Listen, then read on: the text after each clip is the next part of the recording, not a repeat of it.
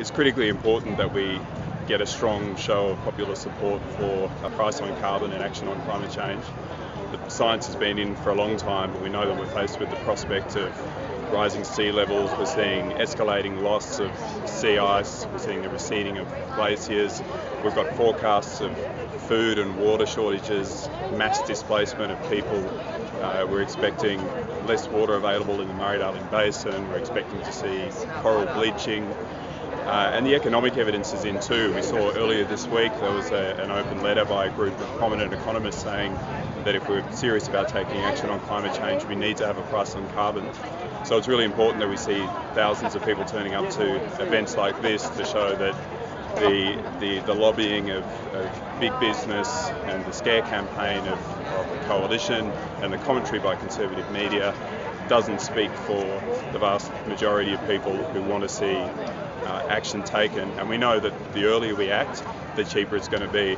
We know that the economic costs of runaway climate change or late action will be far in advance of the cost of taking action now.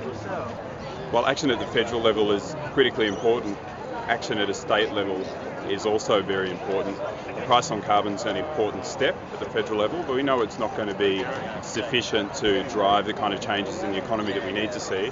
And so in Queensland, where we're the highest emitting state and the highest per capita emitting country in the world, it's really important that we see some rapid action to cut down on our emissions and to take responsibility for our part in contributing to the problem of climate change.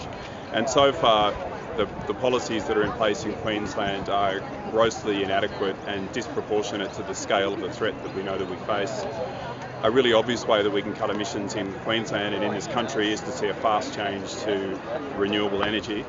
Yet the policies we see at the state level are fiddling at the edges. We've got a $50 million renewable energy fund. We've got a target of 18% of our stationary energy production to be based on gas by 2020, which is better than coal, but nowhere near as good as we could be with renewables. And we've got, in contrast, we see $300 million worth of state money being channeled towards carbon capture and storage to try to clean up coal-fired electricity, where there's nowhere in the world where this technology is being deployed for that purpose, and no indication that it's going to be online in a useful time frame. And yet we've got these commercially operative renewable technologies that could be deployed now. So those are the policies that the ALP's put in place. From the LNP just a few days ago, we heard Campbell Newman commenting that he doesn't think that Australia should be acting ahead of the world and invoking our dire economic circumstances to justify delaying action on climate change. So he's feeding the myth that we could possibly go ahead of the world when we lag so far behind, and also trying to propagate the idea that we're in dire economic circumstances when we have low inflation, high employment, a high standard of living.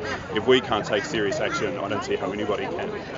And then we have the Greens, which is the only party that say that we will take the difficult steps and sometimes the unpopular steps, but the critical steps to see a rapid transition to a renewables-based energy sector, which alone would cut our largest contribution to climate change. So really, for Queensland, the voters only have one choice. If you want to see serious action on climate change, vote Green.